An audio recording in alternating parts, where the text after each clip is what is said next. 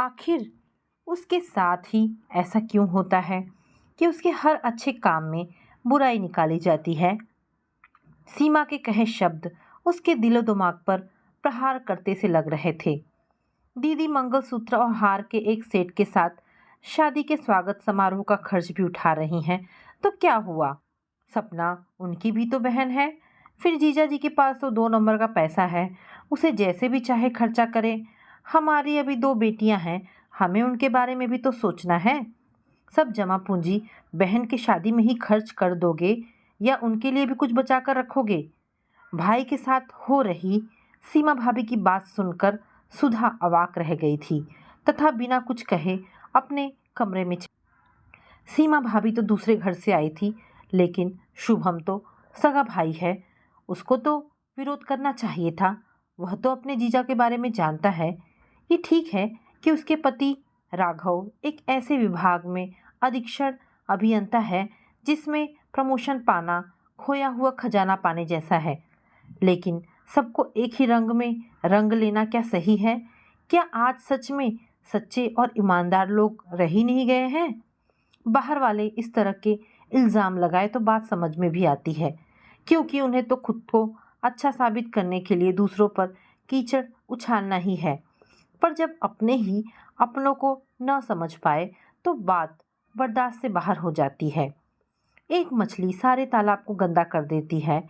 आज उसे वह कहावत अक्षरश सही प्रतीत हो रही थी, वरना राघव का नाम उन्हें जानने वाले लोग आज भी श्रद्धा से लेते हैं।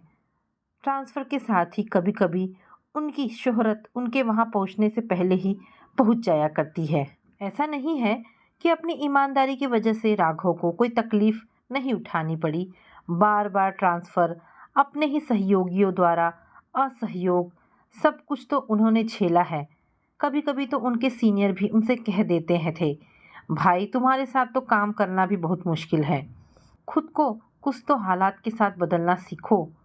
पर राघव ना जाने किस मिट्टी के बने थे कि उन्होंने बड़े से बड़ी परेशानी सही पर हालात से समझौता नहीं किया, ना ही सच्चाई और ईमानदारी के रास्ते से कभी डगमगाए। भावनात्मक पीड़ा सहने के बाद अगर कोई समय की धारा के साथ चलने को मजबूर हो जाए तो उसमें उसका नहीं बल्कि परिस्थितियों का दोष होता है। परिस्थितियों को चेतावनी देकर समय की धारा के विपरीत चलने वाला पुरुष बिरले ही होते हैं। राघव को उसने हालात से जूझते देखा था। यही कारण था कि राघव जैसा निष्ठावान व्यक्ति के लिए सीमा के वचन सुधा को असहनीय पीड़ा पहुंचा गए थे तथा उससे भी ज्यादा दुख भाई शुभम की मौन सहमति पाकर हुई थी। एक वक्त था जब राघव की ईमानदारी पर वह खुद भी चिढ़ जाती थी, खासकर तब जब घर में सरकारी गाड़ी खाली खड़ी हो और उसे रिक्शे से या पैदल बाजार जाना पड़ता था। उसके विरोध करने पर या अपनी दूसरों से तुलना करने पर राघव का एक ही कहना होता, सुधा यह मत भूलो कि असली शांति मन की होती है। पैसा तो हाथ का मैल है, जितना भी हो उतना ही कम है, फिर व्यर्थ की आपाधापी क्यों? वैसे भी सरकार से तनख्वाह के रूप में हमें इतना तो मिल ही जाता है कि हमारी रोज़मर्रा की ज़रूरत की पूर्ति करने के बाद भी थोड़ा बचा सके और इसी बचत से हम किसी ज़रूरतमंद की सहायता कर सके तो मन को दुख नहीं प्रसन्नता ही होनी चाहिए। इंसान को 2 वक्त की रोटी के अलावा और क्या चाहिए? राघव की बातें सुधा को हमेशा ही आदर्शवाद से प्रेरित लगती रही थी। भला अपने खून पसीने की कमाई को दूसरों पर लुटाने की क्या जरूरत है, खासकर तब जब वह सहयोगियों की पत्नियों को गहने और कीमती कपड़ों से लदे फदे देखती और किटी पार्टियों में काजू बादाम के साथ शीतल पेय परोसते समय उसकी ओर लक्ष्य कर व्यंग्यात्मक मुस्कान फेंकती। बाद में सुधा को लगने लगा था कि ऐसी औरतें गलत और सही में भेद नहीं कर पाती हैं। शायद वे ये भी नहीं समझ पाती कि उनका यह दिखावा उस काली कमाई से है जिसे देखना भी भले लोग पाप समझते हैं। सुधा के संस्कारी मन ने हमेशा राघव की इस ईमानदारी की दाद दी है। अचानक उसे वह घटना याद आ गई जब राघव के विभाग के ही एक अधिकारी के घर छापा पड़ा और तब लाखों रुपए कैश और ज्वेलरी मिलने पर उनकी जो फजीहत हुई, उसे देखने के बाद तो उसे भी लगने लगा कि ऐसी आपाधापी किस काम की, जिसके बाद में किसी को मुंह दिखाने के काबिल ही ना रहे। आश्चर्य तो उसे तब हुआ जब उस अधिकारी के बहुत से करीबी दोस्त, जो वफादारी का दम भरते थे, उस घटना के बाद उससे कन्नी काटने लगे। शायद उन्हें लगने लगा था कि कहीं उसके साथ भी वह भी लपेटे में ना आ जाए।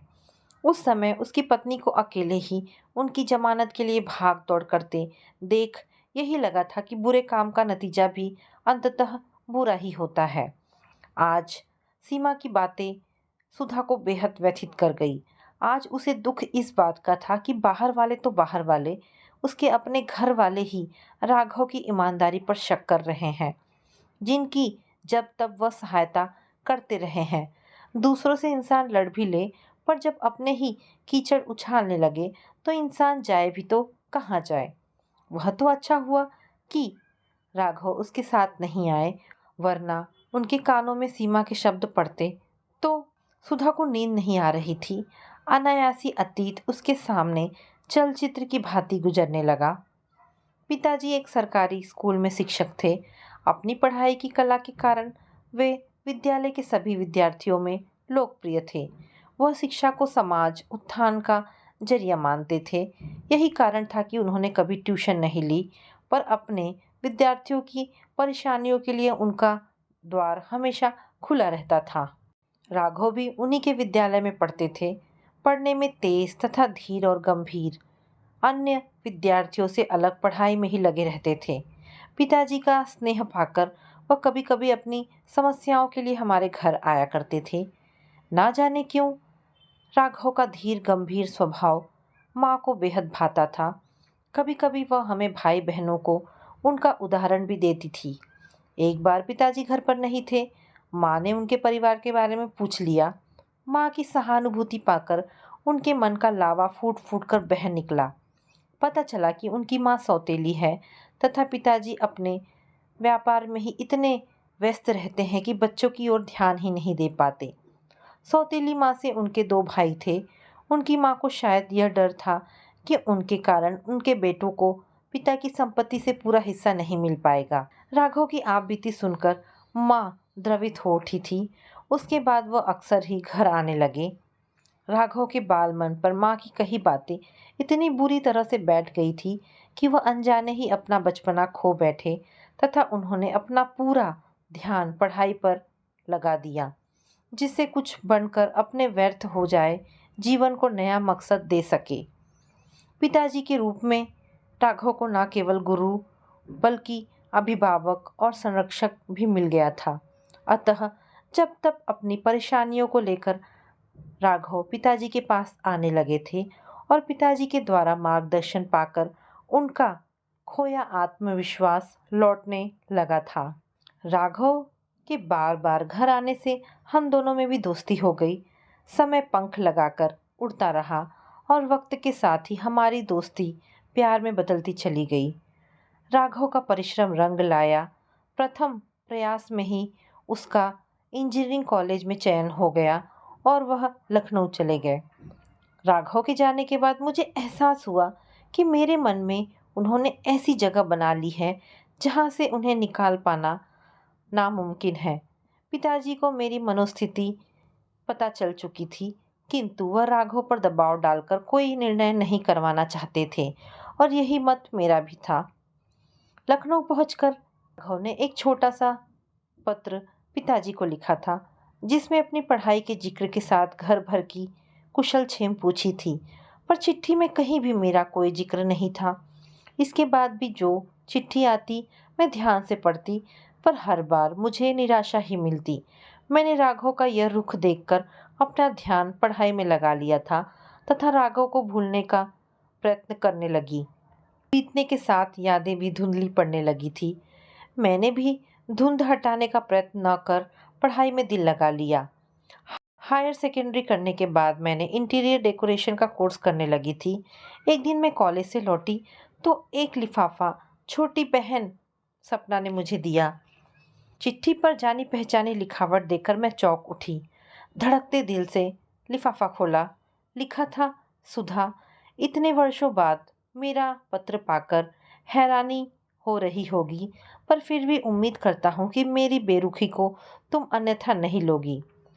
हमने कभी अपने प्रेम का इजहार नहीं किया, पर हमारे दिलों में एक दूसरे की चाहत की जो लौ जली थी, उससे मैं अनजान नहीं था।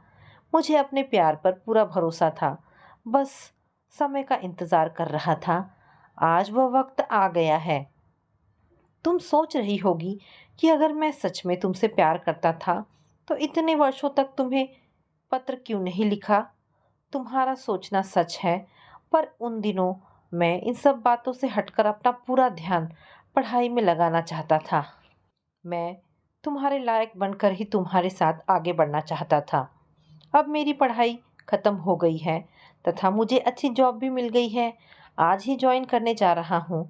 अगर तुम कहो तो अगले हफ्ते आकर पिताजी से तुम्हारा हाथ मांग लूँ, लेकिन शादी मैं 1 साल बाद ही करूँगा, क्योंकि तुम तो जानती हो कि मेरे पास कुछ भी नहीं है तथा पिताजी से कुछ भी मांगना या लेना मेरे सिद्धांतों के खिलाफ है।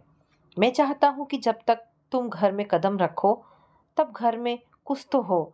घर गृहस्थी का थोड़ा बहुत ज़रूरी सामान जुटाने के बाद ही तुम्हें लेकर आना चाहूँगा। अतः मुझे उम्मीद है कि मेरी भावनाओं का सम्मान करते हुए जहाँ इतना इंतज़ार किया है, वहीं कुछ दिन और करोगी। पर यह कदम मैं तुम्हारी स्वीकृति के बाद ही उठाऊँगा। एक पत्र इसी बारे में मैं गुरुजी को लिख रहा हूँ। अगर इस रिश्ते के लिए तुम तैयार हो, तो दूसरा पत्र गुरुजी को दे देना। जब वे चाहेंगे मैं आ जाऊँगा। चिट्ठी पढ़ने के बाद ही मेरे मन के तार झंकृत हो उठे थे। प्रतीक्षा की एक-एक घड़ी काटनी कठिन हो रही थी। पिताजी को चिट्ठी दी तो वह खुशी से उछल पड़े। घर में सभी खुश थे। इतने योग्य दामाद की तो शायद किसी ने भी कल्पना नहीं की थी।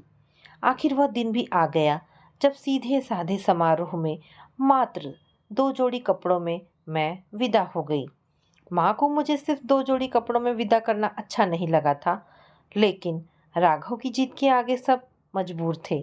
हाँ, पिताजी ज़रूर अपने दामाद के हाँ, पिताजी ज़रूर अपने दामाद के मनोभाव को जानकर गर्व महसूस कर रहे थे। शादी के कुछ साल बाद ही पिताजी का देहांत हो गया। शुभम उस समय मेडिकल के पहले साल में था। सपना छोटी थी। माँ पर तो जैसे दुखों का पहाड़ ही टूट पड़ा था। पेंशन में देरी के साथ पीएफ का पैसा भी नहीं मिल पाया था। घर खर्च के साथ ही शुभम की पढ़ाई का खर्च चलाना माँ के लिए कितना मुश्किल था। तब अमर ने ही माँ की मदद की थी। तब राघव ने ही माँ की मदद की थी। राघव से मदद लेने पर माँ झिझकती तो राघव कहते, माँ जी, क्या मैं आपका बेटा नहीं हूँ? जब शुभम आपके लिए करेगा तो क्या आपको बुरा लगेगा? यद्यपि माँ ने पिताजी का पैसा मिलने पर जब तब मांगी रकम को लौटाया भी था, पर राघव को उनका ऐसे लौटाना अच्छा नहीं लगा था। उनका कहना था कि ऐसी सहायता से क्या फ़ायदा जिसका हम प्रतिदान चाहे। अतः जब जब भी ऐसा हुआ, मैं माँ के द्वारा लौटाई राशि को बैंक में सपना के नाम से जमा करती गई। यह सुझाव भी राघव का ही था। सपना उसके विवाह के समय केवल 8 वर्ष की थी। राघव ने उसे गोद में खिलाया था। वह उसे अपनी बेटी मानते थे, इसीलिए सपना के प्रति अपने कर्तव्यों की पूर्ति करना चाहते थे और साथ ही माँ का बोझ कम करने में अपना योगदान देकर उनकी सहायता के साथ गुरुजी के प्रति अपनी श्रद्धा को बनाए रखना चाहते थे। वैसे भी हमारे 2 बेटे ही हैं। बेटी की चाह दिल में ही रह गई थी। शायद ऐसा करके राघव सपना की शादी में बेटी न होने के अपने सारे अरमान को पूरा करना चाहते थे। माँ की लौटाई रकम से मैंने सपना के लिए मंगलसूत्र के साथ हार का एक सेट भी खरीदा था, मगर स्वागत समारोह का सारा खर्चा राघव सपना को अपनी बेटी मानने के कारण कर रहे थे। पर यह बात मैं किस किस को समझाऊं? आज शुभम के मौन और नमिता की बातों ने सुधा को मर्माहत पीड़ा पहुंचाई थी। कितना बड़ा आरोप लगाया है उसने राघव की ईमानदारी पर। सुनियोजित बचत के कारण जिस धन से आज वह बहन की शादी में सहायता कर पा रही है, उसे 2 नंबर का पैसा कह दिया। वैसे भी 20 साल की नौकरी में क्या इतना भी नहीं बचा सकते थे कि कुछ गहनों के साथ एक स्वागत समारोह का खर्चा उठा सके? इससे 2 नंबर के पैसे की बात कहाँ से आ गई? क्या इंसानी रिश्तों का, भावनाओं का कोई महत्व नहीं रह गया है? निज स्वार्थ में लोग इतने अंधे क्यों होते जा रहे हैं कि खुद को सही साबित करने के प्रयत्न में दूसरों को कटघरे में खड़ा करने में भी उन्हें हिचक नहीं होती। उसका मन किया कि जाकर सीमा की बात का विरोध करे, लेकिन सीमा के मन में जो शक का कीड़ा कुलबुला रहा है, वह क्या उसके विरोध करने भर से दूर हो जाएगा? नहीं नहीं, वह अपनी तरफ से कोई सफाई पेश नहीं करेगी। यदि इंसान सही है और निस्वार्थ भाव से कर्म में लगा है, तो देर सबेर सच्चाई दुनिया के सामने आ ही जाएगी। अचानक सुधा ने एक फैसला लिया कि सपना की शादी के बाद वह इस घर से नाता तोड़ लेगी। जहां उसे तथा उसके पति को मान सम्मान नहीं मिलता, वहां आने से क्या फायदा? उसने बड़ी बहन का कर्तव्य निभा दिया है। भाई पहले ही स्थापित हो चुका है तथा 2 दिन बाद छोटी बहन भी नए जीवन में प्रवेश कर जाएगी।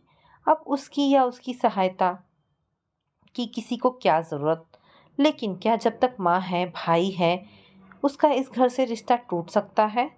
अंतर्मन ने उसे झकझोरा। आखिर वह दिन भी आ गया जब सपना को दूसरी दुनिया में कदम रखना था, वह भी ऐसे व्यक्ति के साथ जिसको वह पहले से जानती तक नहीं है। जयमाला के बाद सपना और निखिल समस्त स्नेहजनों से शुभकामनाएं स्वीकार कर रहे थे। समस्त परिवार उन दोनों के साथ सामूहिक फोटोग्राफ के लिए स्टेज पर जमा हुआ था। तभी निखिल के पापा ने एक सज्जन को निखिल के चाचा के रूप में राघव से परिचय करवाया, तो वह एकाएक चौंक कर कह उठे, राघव साहब, आपकी ईमानदारी के चर्चे तो पूरे विभाग में मशहूर है। आज आपसे मिलने का भी अवसर प्राप्त हो गया। मुझे प्रसन्नता है कि ऐसे परिवार की बेटी हमारे परिवार की शोभा बनने जा रही है। निखिल के चाचा, जो राघव के विभाग में ही उच्च पदाधिकारी थे, ने यह बात इतनी गर्मजोशी के साथ कही कि अनायासी मंच पर मौजूद सभी की नज़र राघव की ओर उठ गई। एकाएक सुधा के चेहरे पर चमक आ गई। उसने मुड़कर सीमा भाभी की ओर देखा तो उसे शुभम की ओर देखते हुए पाया। उसकी निगाहों में क्षमा का भाव था या कुछ और, वो समझ नहीं पाई, लेकिन उन सज्जन के इतने कहने भर से ही उसके दिलो दिमाग पर पिछले कुछ दिनों से रखा बोझ हट गया। सुखद आश्चर्य तो उसे इस बात का था कि एक अजनबी ने पल भर में ही उसके दिल के उस दंश को कम किया जिसे उसके अपनों ने दिया था। आखिर सच्चाई सामने आ ही गई। ऐसा तो एक दिन होना ही था, पर इतनी जल्दी और ऐसे होगा, सुधा ने सपने में भी नहीं सोचा था। वास्तव में जीवन के नैतिक मूल्यों में कभी बदलाव नहीं होता। वह हर काल, परिस्थिति और समाज में हमेशा एक से ही रहे हैं और रहेंगे। यह बात अलग है कि मानव निज स्वार्थ के लिए मूल्यों को तोड़ता मरोड़ता रहता है। खुशी तो इसे इस बात की थी कि आज भी हमारे समाज में ईमानदारी जिंदा है। तो दोस्तों, ये कहानी यहाँ पर समाप्त होती है। आशा करती हूँ कहानी आपको पसंद आई होगी। अगर कहानी पसंद आई है तो प्लीज़ इसे लाइक एंड शेयर करें। दोस्तों, ऐसी ढेरों पारिवारिक और शिक्षाप्रद कहानी सुनने के लिए हमारे चैनल को प्लीज़ सब्सक्राइब करें। धन्यवाद दोस्तों।